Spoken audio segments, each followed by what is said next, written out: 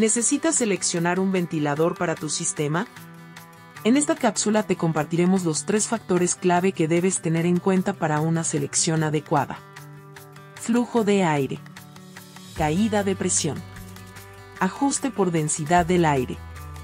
Acompáñanos y descubre cómo lograr un sistema de ventilación eficiente y confiable. Flujo de aire, comúnmente expresado en metros cúbicos por hora o pies cúbicos por minuto. Este valor representa el volumen de aire que el ventilador debe mover por unidad de tiempo, y es fundamental para garantizar una calidad de aire interior adecuada. El cálculo del flujo de aire requerido debe realizarse con base en una evaluación técnica que considere uno o varios de los siguientes factores.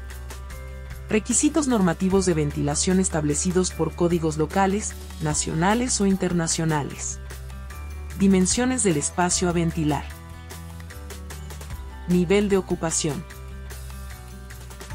Tasa de renovación de aire necesaria.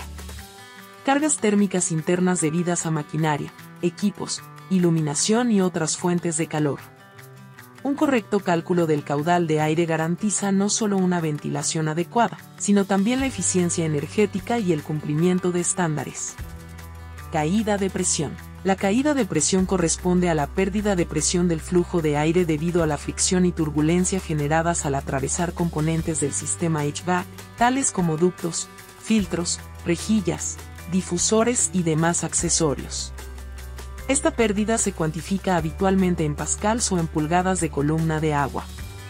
Para asegurar el caudal de aire especificado en el diseño, el ventilador debe vencer la presión estática calculada. Una caída de presión elevada implica un mayor requerimiento de potencia del motor o un incremento de tamaño del ventilador, lo cual debe considerarse cuidadosamente durante la selección del equipo para garantizar un funcionamiento eficiente y conforme a las condiciones operativas del sistema.